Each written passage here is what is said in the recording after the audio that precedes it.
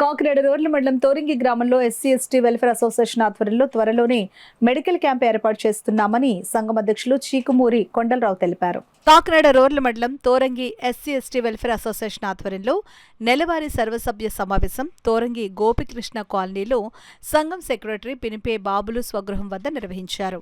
ముందుగా భారత రాజ్యాంగ నిర్మాత డాక్టర్ బాబాసాహెబ్ అంబేద్కర్ చిత్రపటానికి సంఘం గౌరవ అధ్యక్షులు సబ్బతి ఫణీశ్వరరావు, సంఘం లీగల్ అడ్వైజర్ జగడం అప్పారావు, సంఘం అధ్యక్షులు చీకుమూరి కొండలరావు పూలమాల వేసి ఘనంగా నివాళులర్పించారు. ఇటీవల కాలంలో కాశ్మీర్ పెహల్గాం ఉగ్రవాద దాడిలో మృతి చెందిన పర్యాటకులకు సంఘం సభ్యులు 2 నిమిషాలు మౌనం పాటించారు.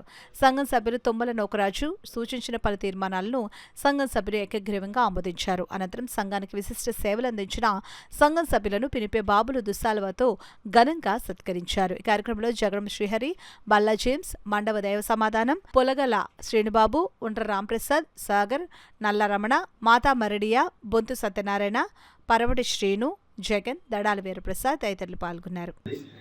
ఈ దేశం మన మీద, ఈ దేశంలో ఉన్నటువంటి పాలకులు మన మీద కక్ష కట్టారని చెప్పక తప్పదు.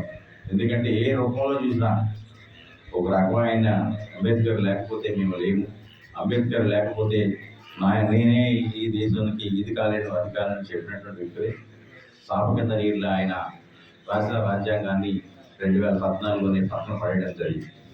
వాళ్ళ వ్యక్తిగత అజెండా తప్ప మరి అజెండా అమలు కావట్లేదు ఈ దేశంలో. అది గమనించుకుని మనం పనిచేయడం అవసరం ఉంది. నిర్మాణాత్మక ఆలోచన మన దగ్గర లేదు. పోరాటం చేసే ఆలోచన విధానం సన్నగిలింది. ఎందుకంటే నేను ఆ వాతావరణంలో పెరిగి ఇక్కడికి వచ్చినటువంటి వాడిని. ఇది నేను ఎందుకు చెప్తుంటే నేను గొప్పవాడని చెప్పలేదు, కానీ ప్రశ్నించే తత్వం పూర్తిగా పక్కకు మరుగులు పడిపోయింది.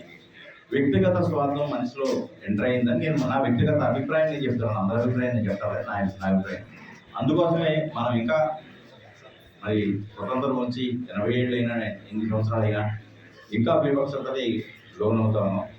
మనం వెలువేతకు గురవుతూనే వస్తాము ప్రతి ప్రాంతంలో.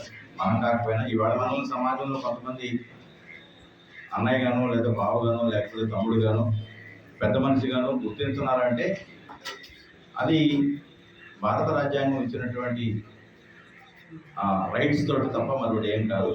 దాన్ని కాపాడుకుంటూ వెళుతున్నటువంటి తరుణంలో ఒక్కొక్క మనిషికి ఒక్కొక్క రకమైనటువంటి ప్రవర్తన నియమాలతోటి